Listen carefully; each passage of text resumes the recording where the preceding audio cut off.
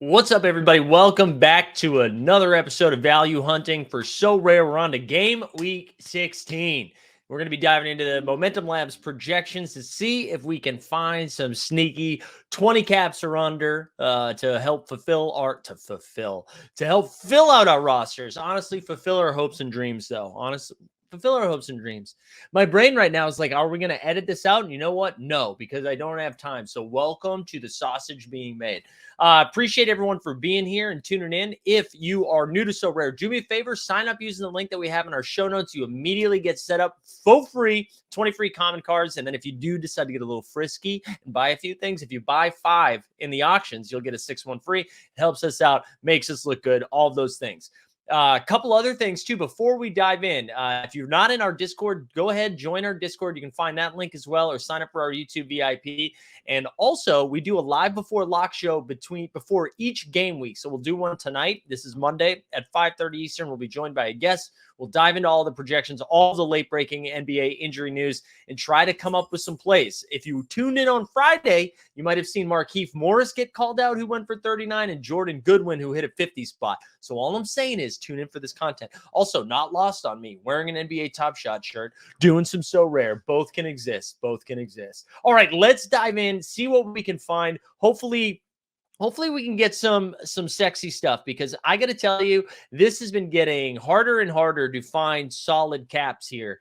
And we've now been introduced to the underdog the underdog tournament as well, with a 60 or below. So these value pieces become even more important. So let's dive in. Not only do they become more important, actually, now that I say that, we now have to figure out, where do we use them? Like, is it better to put your eggs in the limited or rare contender baskets and using some of these value pieces for those lineups? Or are you trying to collect a bunch of value pieces to fire them into the underdog? It's going to be tricky. All right, we're going to dive in right now. Now, some of these projections might not be completely up to date, but we're just using this as a guideline here as we move through. It'll be important to tune into some of the NBA injury news that happens throughout the day, because that will drastically impact what becomes a solid value play. Let's start in the 19 range. We've got Emmanuel Quickly. I'm actually going to go over here because I want to check one thing first as we do this, because I want to see how close the price points are right now for some of these. So we're going to go over to limited, and in the manager sales, we'll look up quick season. Emmanuel Quickly, there's only 15 of them listed right now, and he's got a cap of 19 with a low ask of 1589. Okay, there we go. We're pretty much up to date. So Emmanuel Quickly here, the cap of 19, projection of 25. Knicks are playing pretty hot. Also, Jalen Brunson went down with an ankle sprain. So I feel like Emmanuel Quickly is going to be in for a lot of minutes, right?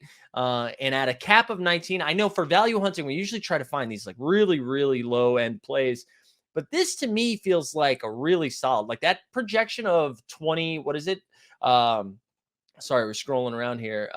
The projection of 25.5 honestly feels a little light. I feel like that should be north of 30. So Quickly might be someone I'm targeting. We're seeing Poku, Mr. Slenderman from the Oklahoma City Thunder. He's in the green here. He's got a cap of 19, also projection of 24. That's fine. That's not my favorite. Poku's like pretty high risk, high reward.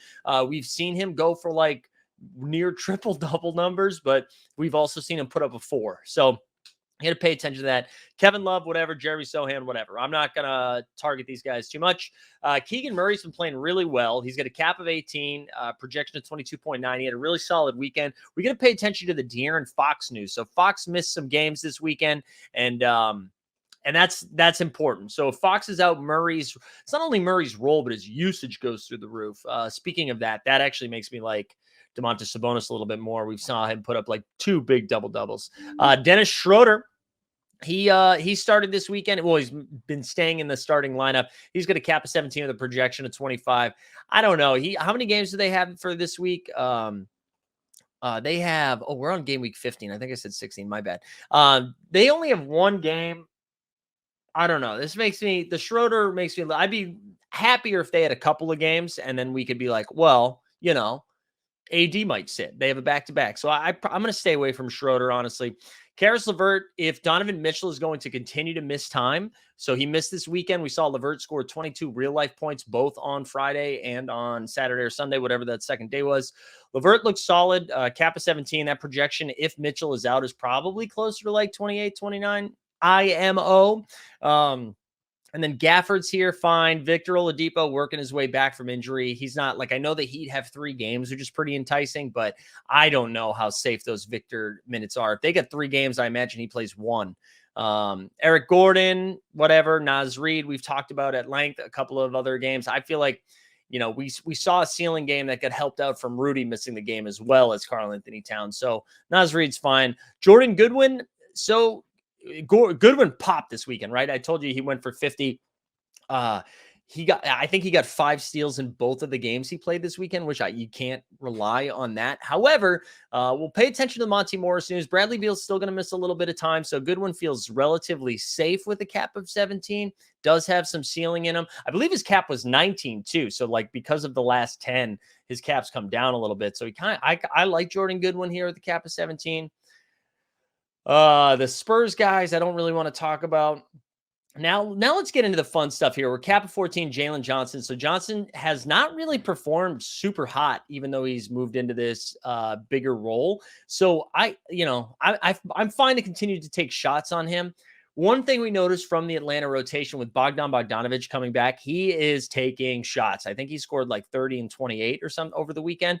It really hurt Culver, Culver is someone we talked about, but with Trent Forrest returning, Bogdan returning, even though DeJounte's missing time, I think Culver might not be playable anymore. And then we just go down the path of Jalen Johnson, Bogdan Bogdanovic or bust for me. All right, here, who else we got? Isaiah Jackson. No, I don't think so. Zaire Williams. He's slowly ramping his minutes back up, but he's also not a high usage guy. If this cap was around 11, I think I'd be a little bit more enticed by it. But if you already have it, I think it's fine. Here we go. Cap of 11, Javonte Green. For some ungodly reason, this guy continues to project even though he hasn't been playing. So just ignore the Javonte Green.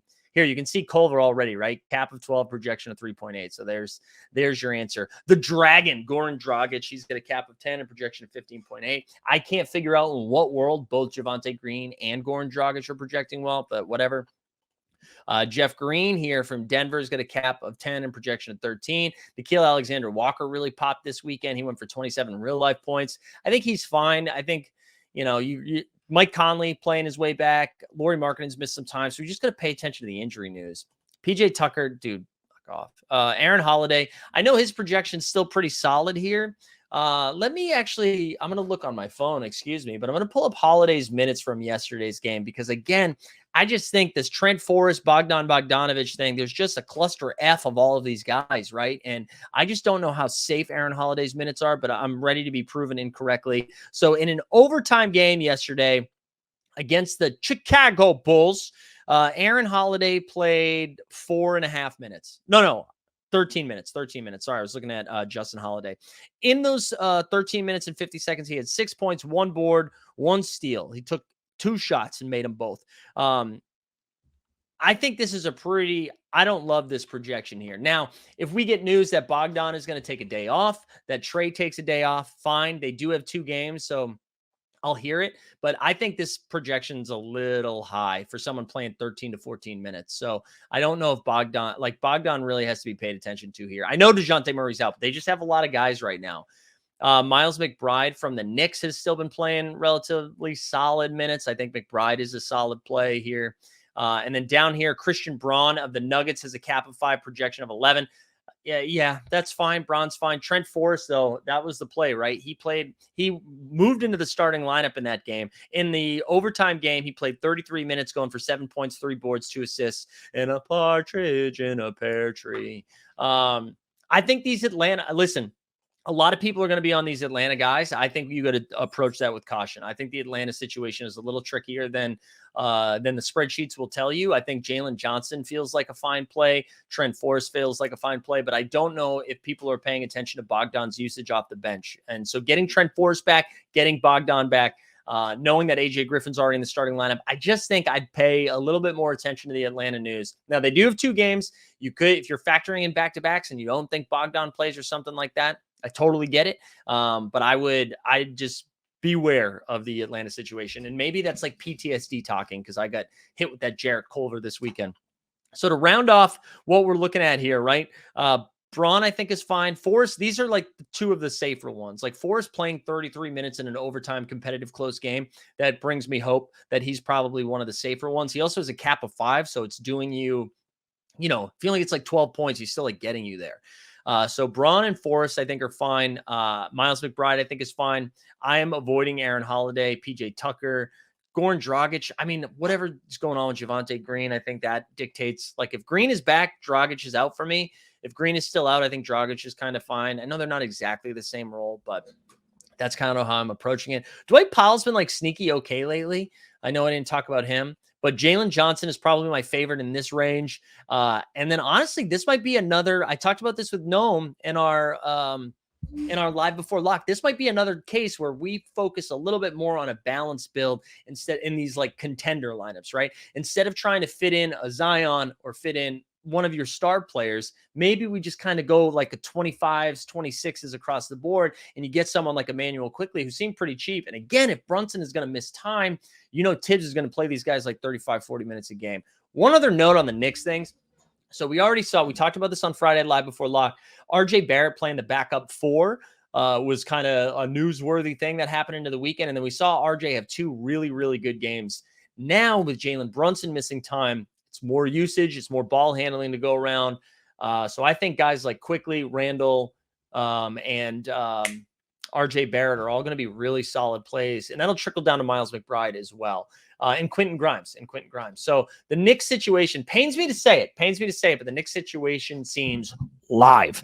All right, I'm going to wrap it there. It's going to be a rapid fire one because I know it's already 10:30 Eastern time on the day that the game's lock, right? And I want to get this out there as fast as possible. A couple more things. 4 o'clock today, we're doing a Twitter Spaces just talking about the journey of Sorare NBA so far. We're about a third of the way into the NBA season, talking about some of the things we've liked, some of the things we hope to see, some improvement on, what we're excited about, all that stuff. And then 5:30, right back here for Live Before Lock with our man TST. We're going to break down all the NBA injury news, get our lineup set, and then immediately be pissed off because I made a mistake. That's usually how it goes. And last call, too. Sign up for Sorare if you haven't done it. Join the Discord if you haven't done it, and sign up for the YouTube VIP if you haven't done it. And you know what? Do me one more favor. Just comment your favorite play below in the chat. Let's fire up the comments. Who's your favorite play this week? Appreciate everyone being here. Looking forward to seeing you tonight. Let's go.